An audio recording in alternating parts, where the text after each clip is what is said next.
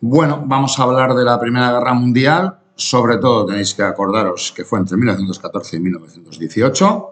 Que en estas imágenes ya veis algunas fotos que la ilustran, son fotos reales, el atentado a Sarajevo, los tanques, los cañones, la guerra de trincheras, los países participantes, ¿vale?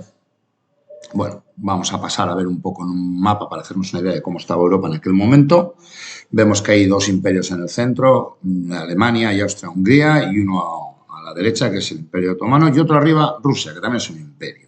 ¿Vale? Son países muy grandes que en la actualidad, pues esos países ya no existen, están divididos en multitud de países. Ya allí se producían tensiones porque territorios como los que están ahí en medio, entre Austria y el Imperio Otomano, Serbia, Bulgaria, Albania, todos esos países querían Montenegro, querían tener su propia expansión y querían ser absolutamente independientes, pero claro, los emperadores pues querían mantener su poder, ¿vale? Con esta situación, con este caldo de cultivo, digamos, se produce la revolución industrial en 1870, aproximadamente, un poquito antes, y entonces lo que empieza a ocurrir es que hay un aumento grande de la producción, montones de productos, y ya sabes lo que pasa, cuando tú estás produciendo demasiado se produce el stock es un problema, porque si tú tienes muchos productos ya fabricados y no los vendes, pues has invertido el dinero y no lo recuperas. Entonces se produce una gran necesidad de nuevos mercados. Tengo que poder vender esto a alguien. Aquí ya no puedo vender más.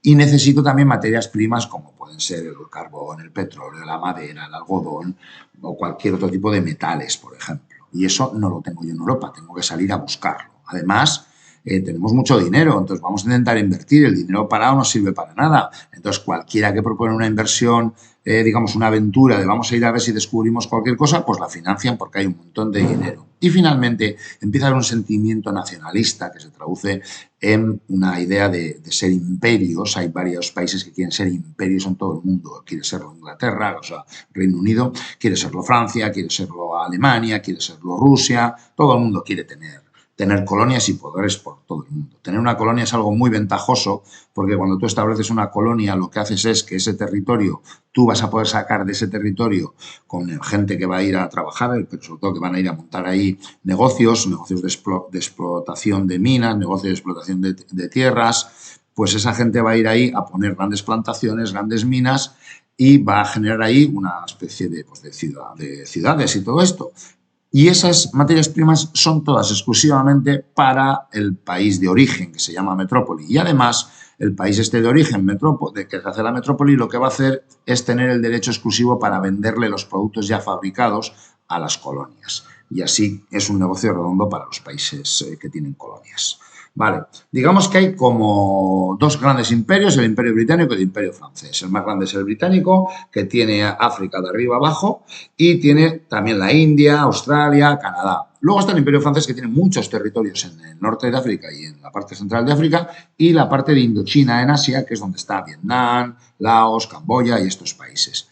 A partir de ahí aparecen otros que también les gustaría. Bélgica tiene el Congo, Alemania tiene Tanganica, Italia, Libia, Holanda, Indonesia, Portugal tiene Mozambique y Angola, España tiene Guinea Ecuatorial, el Sahara, zona norte de Marruecos. Y, por supuesto, los Estados Unidos y Japón, que por la parte del Pacífico pues se van extendiendo. Como veis, a todos les interesa ser un imperio colonial. Esto se traduce, bueno, aquí lo tenéis en las imágenes para que os hagáis una idea, como lo morado es Gran Bretaña, que está por todos los lados, lo verde claro es Francia, que también es el otro imperio colonial grande. Como decía, todo esto se va a traducir en tensiones entre las potencias europeas. Es un tira y afloja. Todos quieren ser el que más manda. ¿Qué sucede? Que además entre Francia y Alemania hay un problema. Están enfrentados por el territorio de Alsacia y Lorena, que son unos territorios, unas provincias que están entre los dos países. En esos territorios se habla alemán, pero pertenecen a Francia. El Reino Unido quiere ser el que más manda, eso siempre les ha pasado, es lo que quieren siempre controlar todo. Y luego tenemos a Alemania y otros países que también empiezan con ese nacionalismo, se quieren expandir y que quieren ser países con sus propios derechos. Así, con todo, lo que ocurre es que se van a dividir, como digamos, en dos alianzas. Por un lado tenemos Alemania, Austria, Hungría e Italia, y por otro lado la triple entente Francia, Rusia y Gran Bretaña. Recordad que entente significa acuerdo, alianza, es por no ponerles el mismo nombre. Son dos alianzas, una, como está puesto ahí, Alemania, Austria y Italia, y la otra Francia, Rusia y Gran Bretaña, que se va quitando Italia, que va a cambiar de bando, se van a mantener durante la guerra. Vale, hay que saberse lo que es el desencadenante. Esto es un hecho histórico. Es el asesinato del archiduque Francisco Fernando, que es el heredero de la corona de Austria, junto con su esposa, porque también la asesinan, en Sarajevo, que es la actual Bosnia. Es asesinado se supone que por la organización Mano Negra, por un estudiante serbio. Bueno, ahí había un montón de organizaciones terroristas que estaban, como decía antes, luchando por la independencia de sus propios países. El emperador austriaco habla con su colega alemán y el Kaiser y dice, a tomar por saco, a por Serbia, que la culpable es Serbia. ¿Qué pasa? Que Serbia está protegida por Rusia y Rusia está aliada a Francia y a Gran Bretaña, como aparece ahí abajo en los contendientes. Así se forma la Gran Entente.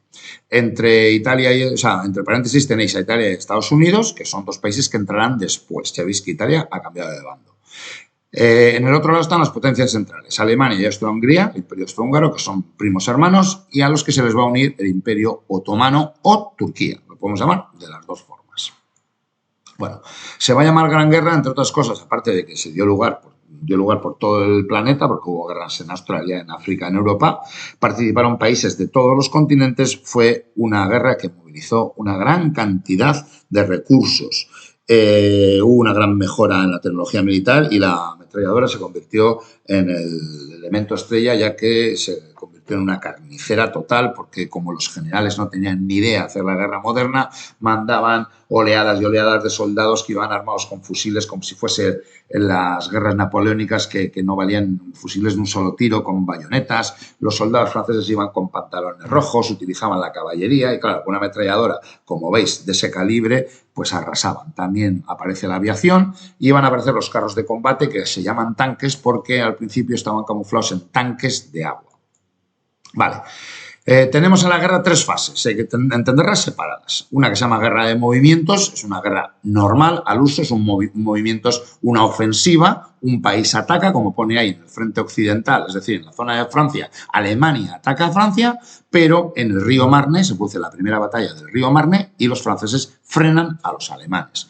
Después está el otro frente, el contrario, al otro lado, el frente oriental, donde está Rusia, donde Alemania derrota a los rusos en la batalla de Tannenberg. Si os he dicho que los generales eran bastante, digamos, poco formados, lo de los rusos era escandaloso. Eran unos aristócratas, es decir, unos nobles que iban ahí con su tienda, se sacaban su cafelito, se lo ponían a tomar y dice, vamos a atacar a las 3:15 después de echar la siesta. Y claro, como ni siquiera codificaban los mensajes, los alemanes les pillaban en todas y arrasaron, o sea, acabaron con ellos. Murieron miles y miles de rusos y les daba igual porque tenían más. Esto fue uno de los principales desencadenantes de la Revolución Rusa, que más adelante saldrá. Bien, en un segundo momento, al ver que nadie ganaba ninguna batalla claramente, se produce una estabilización, un estancamiento de los frentes. Y aparecen lo que son las trincheras, que eran un foco de infección, de ratas, de piojos, de enfermedades. Tenían las botas húmedas, los pies húmedos, tenían montones de enfermedades, lo pasaban fatal los soldados. Bueno, en esta fase, pues Alemania va a lanzar una ofensiva, pero queda frenada en la batalla de Verdún. Verdún es una ciudad. Entonces, en esa zona, los franceses paran a los alemanes. También se produce una ofensiva franco-británica que es frenada en la batalla del Somme. No tiene mucho éxito. Llegamos a la fase final. La fase final se produce la crisis de 1917, en la cual los rusos se salen de la guerra porque se ha producido la Revolución Rusa, porque el ciudadano ruso estaba hasta las narices de morir y de pasar hambre y de todo. Y bueno, va a ser una revolución que habrá que conocerla más adelante.